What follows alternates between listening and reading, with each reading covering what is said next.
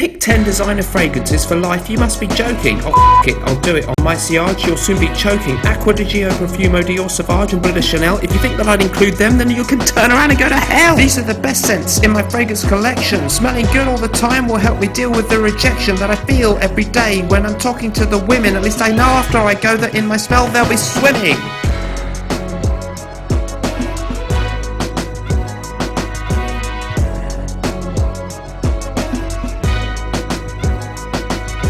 This is a tag video, every mother did it. I wanted to include Wild Portugal, the rules forbid it. It doesn't matter because I'll still include some aromatic fougères. If you like retro scents, this is the answer to your prayers. From Imagine Scents to the Brooklyn Fragrance Lover, the tag team Stinkfest passed from brother to brother. Mr. Smelly may be late, I know that's what you're all thinking, but let's spray some designer juice because it's time to get stinking, stinking, stinking.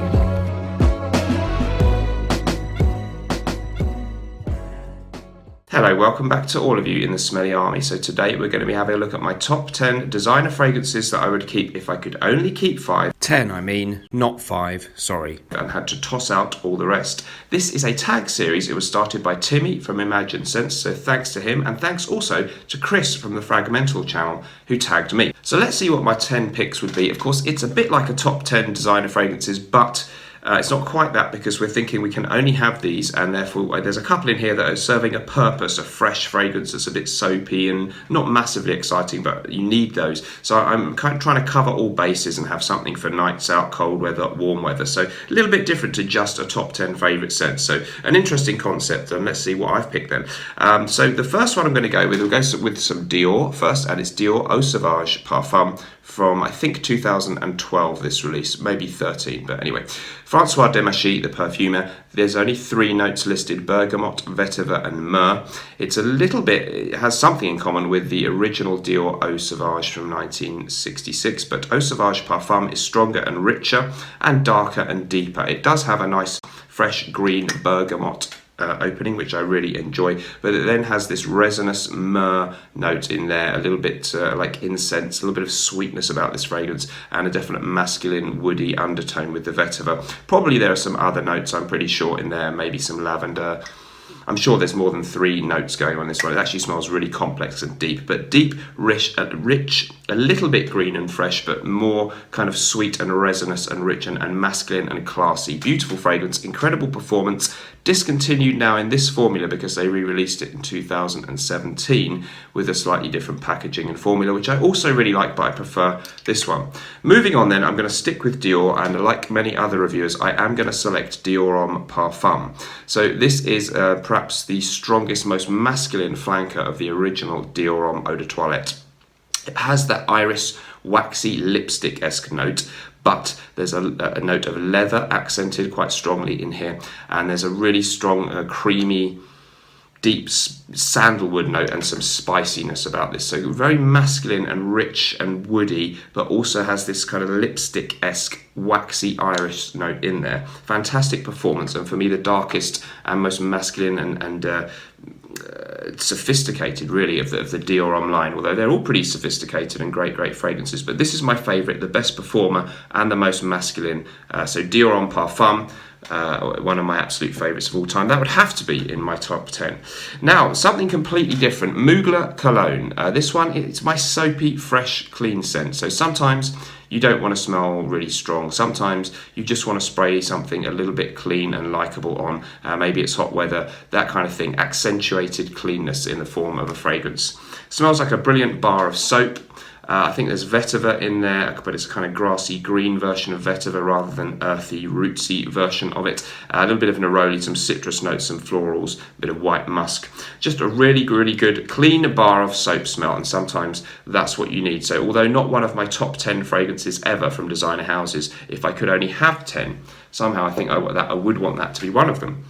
Moving on then, something in complete contrast again, it's Egoiste from Chanel.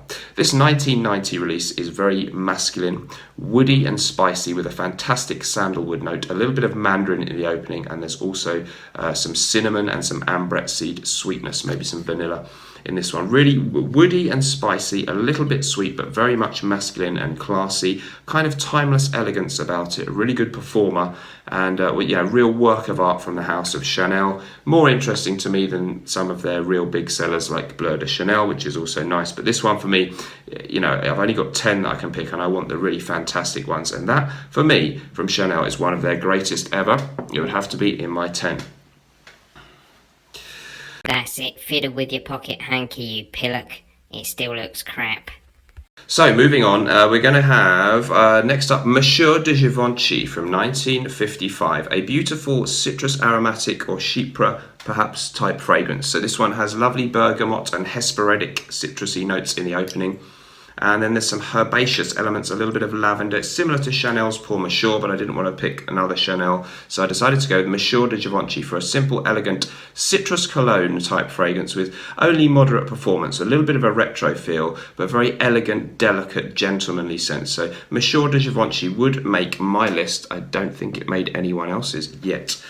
Let's see what other reviewers come up with. So that's that one. Moving on then, we're going to have Dunhill Icon. 2015 release from perfumer Carlos Benaim. Lovely, zesty, fresh citrus opening of bergamot and neroli. There's black pepper in here. There's juniper, again adding to the zingy fresh feel. Juniper berries. And we've got some isoe, super and vetiver. It's a little bit similar to Terre d'Hermès, but more fresh and zingy. Lovely lavender in there as well. Really great, fresh, modern, masculine, all-round scent. Good performance, and Dunhill Icon, one of my all-time favourites, would have to be in the list. Definitely a real favourite for me. So moving on from Icon, we're going to go back in time a little bit again now, because it's Dolce & Gabbana Pour Homme from 1994. I have the Italian-made version with the sticker. Got 3 bottles actually, but here's 2 of them. A lovely citrus in the opening. It's zesty and fresh, for absolutely for sure. But it also has depth about it. I think there's some vetiver, there's lavender in here. There's also, crucially, the note of tobacco leaf, giving it this sort of fresh tobacco leaf twist. Really, really nice fragrance. Good performance, fresh but masculine with some depth. Excellent, exquisite fragrance, and a big favourite with many reviewers for good reason. So that's that one. Moving on, what do we have next? Come on, get on with it, you bald git. Next up, we're going to go with Aqua Amara from Bvlgari. Again, not really one of my top 10 all-time favourite fragrances, but I want something fresh and aquatic and citrusy, and this is it. For me, my favourite fresh, aquatic, citrusy type scent. Prefer it to Aqua's Di Gio or any of its flankers, or Versace Pour Homme, or even Versace Man Eau Fraiche, because it's got a bit more depth to it than those. It's got a really, really nice, fresh, bright, modern, kind of masculine, citrusy, clean smell about it, but it's got a little bit more. It means bitter water in Italian, that the word's Aqua Amara, and there's this bitterness, and there's a little bit of depth. There's patchouli and incense in the scent, so it has a little bit of a quite good performance for me. Longevity is good, projection is good, and a lovely, fresh, aquatic smell. I prefer it to the original Bvlgari Aqua or any of the other flankers. Aqua Amara, great prices available online. There are some links in the description if you want to buy some of these fragrances, and certainly this one, for a really reasonable price usually, is a great, great fragrance to have in your collection for that aquatic, fresh, citrusy feel. Not a masterpiece, amazing smell, but a very good and likeable one. Moving on then, let's see what we're going to have next. It's going to be Rive Gauche Pour Homme from 2003 from the house of Yves Saint Laurent, the classic designer barbershop type scent. I have the reissue and the old bottle, both fine, can't tell much difference.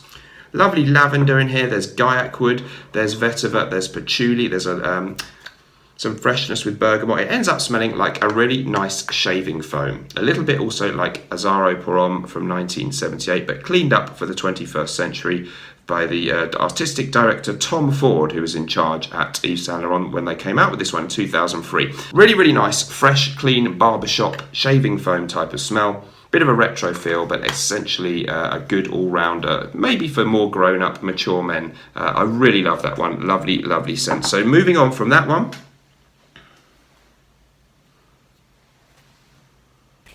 Any time today, mate, would be lovely. We are already at the end of our list because there's only one more place left, and this is going to be Givenchy Insense,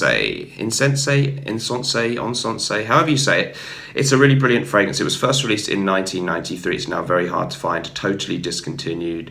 There was a reissue in a different bottle, but whichever bottle's out there, they don't make them anymore. A floral scent for men from 1993 that is really highly regarded by critics, but probably apparently didn't sell that well. So very nice, let's say that the smell, I think for me, smells like spring blossom. If you could encapsulate that in a masculine fragrance, that's what they've achieved here. So some lovely floral notes. I think it's magnolia is one of them, lily of the valley. I can't remember all the exact notes. Lovely citrus in there too, so it has that freshness. It has a blackcurrant note, which I kind of like for a bit of sweet fruitiness. There's definitely some woods. It's an aromatic fougere officially, so it's got some of that woodsy masculine undertone to it, but essentially a very fresh smell, but not in a really citrusy way, but based around the idea of flowery fresh notes. So to me, definitely the smell of spring blossom in a fragrance for men. Insense from 1993 from the house of Givenchy, an absolute classic that I will always try and have bottles of. I've got a spare little bit of a backup bottle there, and I even have an aftershave splash too that I sometimes combine. Thanks ever so much for watching. Let me know what you thought of my picks. Remember, you can check out my written review blog that I do review at least one every week. The link's in the description there below. I have an Instagram page as well where I do post a scent of the day and usually a little mini review of that fragrance every day. So more content for you to enjoy if you're interested in what I'm up to. Thanks ever so much for watching. Remember, whatever you're doing in life, let's project. I'll see you in the next video. Bye bye. And I almost forgot to say, in this series I'm going to be tagging Greg from the Greggy Boy 76 channel and Lex Ellis. I'd be really interested to see their 10 choices.